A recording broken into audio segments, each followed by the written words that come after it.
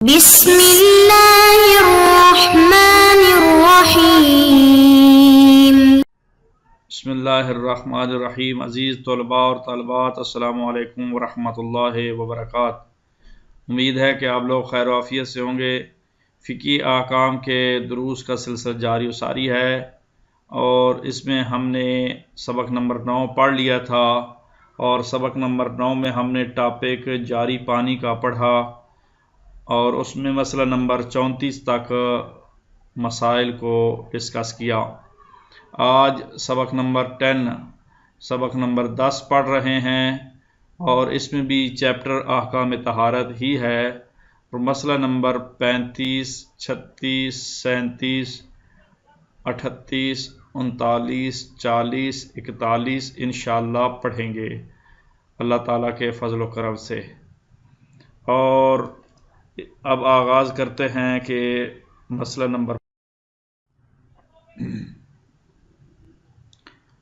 مسئلہ توضیح المسائل کا مسئلہ نمبر 35 ہے۔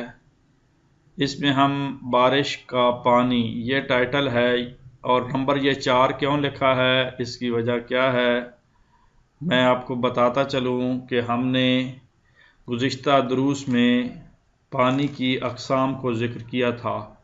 تو پانی کی 2 قسمیں تھیں، مطلق اور مضاف۔ تو آب مطلق کی پھر 4 قسمیں تھیں، وہ کور پانی نمبر 1 تھا، نمبر 2 قلیل پانی، نمبر 3 جاری پانی، اور آج ہم نمبر 4 بارش کا پانی پڑھیں گے انشاءاللہ۔ تو 5واں جو ہے وہ اس کے بعد پڑھیں گے، وہ ہے کنویں کا پانی۔ تو آج بارش کا پانی، اس کے بارے میں مسائل پڑھتے ہیں۔ بارش کا پانی کون سا ہوتا ہے اور اس کے احکام کیا ہے، اس سلسلے میں جو چیز نجس ہو اور عین نجاست اس میں نہ ہو، اس پر جہاں جہاں ایک بار بارش ہو جائے پاک ہو جاتی ہے۔ جو چیز نجس ہو اور عین نجاست اس میں نہ ہو، اس پر جہاں جہاں ایک بار بارش ہو جائے پاک ہو جاتی ہے۔ بارش کے اللہ نے یہ فضائل اور برکتیں رکھی ہیں۔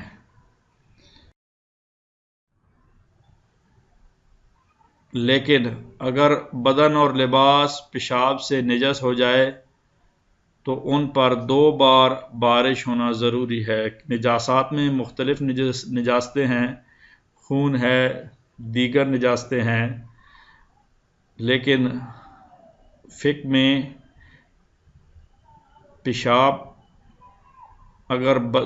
پیشاب نجاست ہو اور بدن یا لباس ہو تو وہ نجس ہو جائے تو ان پر 1 بار نہیں 2 بار بارش ہونے کی وجہ سے پاک ہوں گی، مگر قالین اور لباس وغیرہ کا نچوڑنا ضروری نہیں ہے۔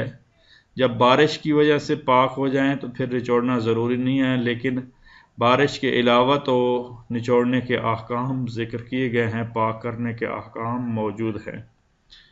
لیکن ہلکی سی بوندا باندی کافی نہیں ہے، بلکہ اتنی بارش لازمی ہے کہ لوگ کہیں کہ بارش ہو رہی ہے۔ بارش کا معنی بارش ہو، بارش کا معنی بوندا باندی نہ ہو۔ تو مسئلہ نمبر 35 کا خلاصہ یہ ہوا کہ بارش خود جب کسی چیز پر پڑتی ہے تو اگر کوئی نجس ہو تو 1 بار پڑنے سے پاک ہو جاتی ہے، لیکن بدن اور لباس جب پیشاب سے نجس ہوں تو 2 بار بارش کا ہونا ضروری ہے۔ البتہ یہ ذہن میں رہے کہ لباس اور قالین پر جب بارش پڑتی ہے تو اس کا نچوڑنا ضروری نہیں ہے، جبکہ عام حالات میں جب پاک کرتے ہیں لباس کو تو اس وقت اس کا نچوڑنا ہوتا ہے۔ اور بارش بھی ٹائٹل پورے کے ساتھ برسے، پورے زور و شور کے ساتھ برسے، بوندا باندی کافی نہیں ہے۔ مسئلہ نمبر 36 کو بیان کرتے ہیں۔ اگر بارش کا پانی عین نجس پر برسے اور پھر دوسری جگہ چھینٹیں پڑیں، لیکن عین نجاست اس میں شامل نہ ہو اور نجاست کی بو، رنگ یا ذائقہ بھی اس میں پیدا نہ ہو تو وہ پانی پاک ہے۔ ماشاءاللہ، سبحان اللہ، بارش کے اثرات بھی جو ہیں وہ پاک کرتے جاتے ہیں کہ بارش کا پانی عین نجس پر برسے اور پھر دوسری جگہ چھینٹے پڑیں. عین نجاست پر برستا ہے بارش کا پانی اور دوسری جگہ چھینٹے پڑتی ہیں، لیکن عین نجاست اس میں شامل نہ ہو تو نجاست کی بو، رنگ یا ذائقہ بھی اس میں پیدا نہ ہو تو وہ پانی پاک ہوگا. ایک جگہ گندی جگہوں پہ بارش جب برستی ہے تو دوسری جگہ صاف ہوتی ہے، اگر چھینٹے ادھر پہنچتی ہیں تو بارش کے برکت کی وجہ سے وہ پاک ہوں گی. پس اگر بارش کا پانی خون پر برسے اور چھینٹے پڑیں اور ان میں خون کے ذرات شامل ہوں یا خون کی بو یا رنگ یا ذائقہ پیدا ہو گیا ہو تو وہ پانی نجس ہوگا ورنہ پاک ہوگا. یعنی خون پر برسے اور چھینٹے پڑیں لیکن ذرات شامل نہ ہو تو پھر پاک ہوگا. یہ صورت جو ہے وہ مسئلہ نمبر 36 میں بیان کی گئی ہے. بارش نجاست پر بھی برستی ہے تو چھینٹے جہاں پڑیں گی وہ پاک ہوگا، بشرطے کہ اس میں چھینٹوں والی جگہوں پہ یا چھینٹوں والے پانی میں رنگ بو ذائقہ نہ ہو. یہ مسئلہ نمبر 36 کا خلاصہ تھا. اب آئیں مسئلہ نمبر 37 کی طرف. مسئلہ نمبر 37 میں یہ بیان کیا جا رہا ہے اگر مکان کے اندرونی یا اوپر چھت پر عین نجاست موجود ہو تو بارش کے دوران جو پانی نجاست کو چھو کر اندرونی چھت سے ٹپکے یا پرنالے سے گرے وہ پاک ہے. بارش کی ایک اور برکت کو بیان کیا جا رہا ہے مسئلے میں کہ اگر مکان کے اندرونی یا اوپر چھت پر عین نجاست موجود ہو، چھت کے اوپر نجاست موجود ہے یا اندرونی چھت کے اندر والی سائڈ پہ نجاست، بارش برسی ہے، بارش کے دوران جو پانی نجاست چھو کر نجاست کو ٹچ کرتے ہوئے اندرونی چھت سے ٹپکنے لگا ہے یا پرنالے سے گرنے لگا ہے تو وہ پاک ہے. یہاں تک مسئلے کی نوعیت واضح. لیکن جب بارش تھم جائے اور یہ بات معلوم ہو جائے کہ اب جو پانی گر رہا ہے وہ کسی نجاست کو چھو کر آ رہا ہے تو وہ پانی نجس ہوگا.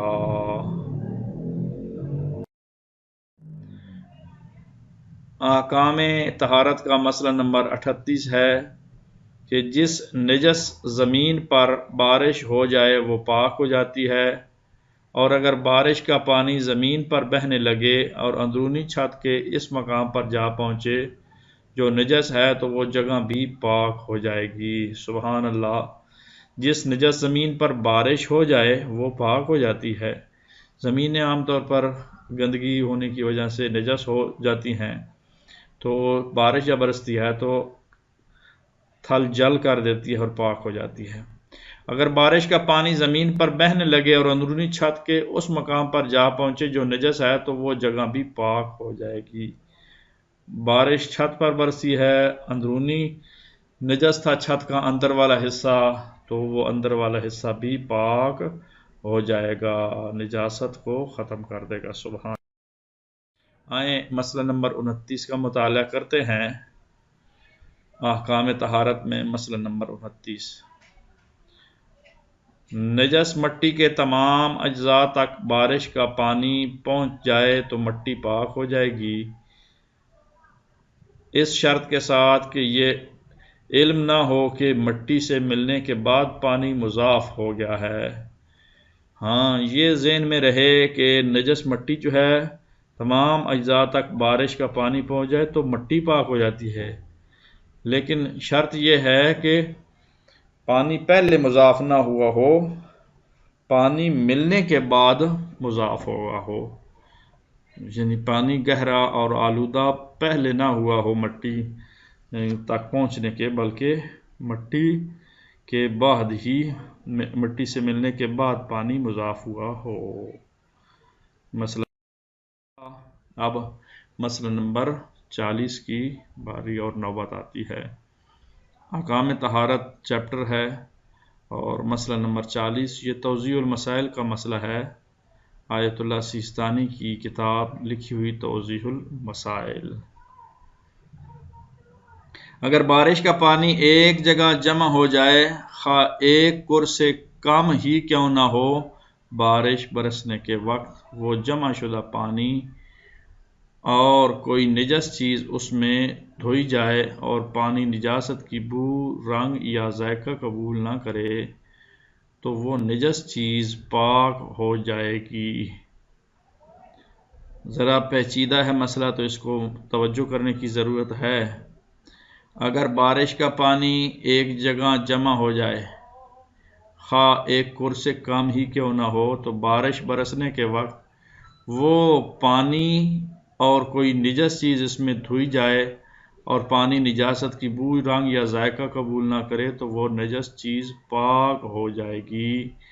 بارش کے جمع شدہ پانی سے نجاست گر جاتی ہے، بو، رنگ، ذائقہ تبدیل نہیں ہوتا تو وہ پاک ہو جائے گی، نجس چیز پاک ہو جائے گی اور وہ پانی بھی پاک یقیناً رہے گا اور ہوگا۔ تو آئیں مسئلہ نمبر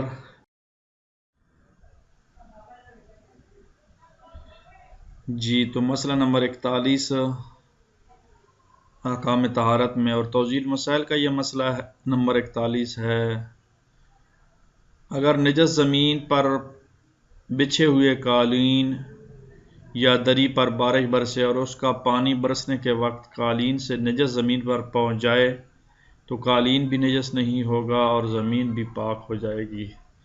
یعنی بارش کے دوران اور نجس زمین کے دوران قالین یا دری موجود ہو تو قالین یا دری سے گزرتا ہوا بارش کا پانی نجس زمین کو اگر ٹچ کرتا ہے اور نجس زمین تک پہنچ جاتا ہے تو قالین اور دری بھی پاک رہے گی اور نجس زمین پاک ہو جائے گی۔ یہ تو تھا آج کا سبق نمبر 10۔ اس کا خلاصہ کچھ یوں ہے، اگر اس آج کے سبق کے درس کا ٹائٹل دینا ہو تو ہم ٹائٹل جو ہے وہ بارش کا پانی یہ دے سکتے ہیں، کیونکہ بارش کے پانی کے تمام مسائل جو توضیح المسائل میں ذکر تھے وہ یہاں ذکر کر دیے گئے۔ مسئلہ نمبر 35 سے لے کر 41 تک تمام مسائل ذکر کر دیے گئے ہیں۔ تو اس کا خلاصہ یہ ہے کہ مسئلہ نمبر 35 میں جو بیان ہوا ہے وہ یوں، جو چیز نجس ہو اور عین نجاست اس میں نہ ہو، اس پر جہاں جہاں ایک بار بارش کا پانی پہنچے پاک ہو جاتی ہے۔ مسئلہ نمبر 36 اگر بارش کا پانی عین نجس پر برسے اور دوسری جگہ رسے لیکن عین نجاست اس میں شامل نہ ہو، نجاست کی بو، رنگ یا ذائقہ بھی اس میں پیدا نہ ہو تو وہ پانی پاک ہوتا ہے۔ اور نمبر 37 مسئلہ نمبر 37 اگر مکان کے اندرونی یا اوپری چھت پر عین نجاست موجود ہو تو جب تک بارش اوپری چھت پر برس رہے تو جو پانی نجاست کو چھو کر اندرونی چھت سے ٹپکے یا پرنالے سے گرے وہ پاک ہے۔ اور مسئلہ نمبر 38 جس نجس زمین پر بارش برس جائے وہ پاک ہو جاتی ہے۔ اور مسئلہ نمبر 39 نجس مٹی کے تمام اجزاء تک اگر بارش کا پانی پہنچ جائے تو وہ پاک ہو جائے گی بشرطے کہ وہ ساری لگا۔ اسی طرح مسئلہ نمبر 40 اگر بارش کا پانی ایک جگہ جمع ہو جائے، خواہ ایک کر سے کم ہی کیوں نہ ہو، تو بارش برسنے کے وقت اگر کوئی نجس چیز اس میں دھوئی جائے اور پانی نجاست کی بو، رنگ یا ذائقہ قبول نہ کرے تو وہ نجس پاک ہو جائے گی۔ اسی طرح آخری مسئلہ آپ کے سامنے ہے کہ اگر نجس زمین پر بچھے ہوئے پاک قالین یا دری پر بارش برسے تو بھی پانی زمین نجس تک پہنچے گا، زمین بھی پاک اور قالین اور دری بھی پاک رہے گی۔ تو لاب کے لیے یہ ہے کہ وہ آج کے اس درس سے بارش کی پانی کے مسائل کو سیکھنے میں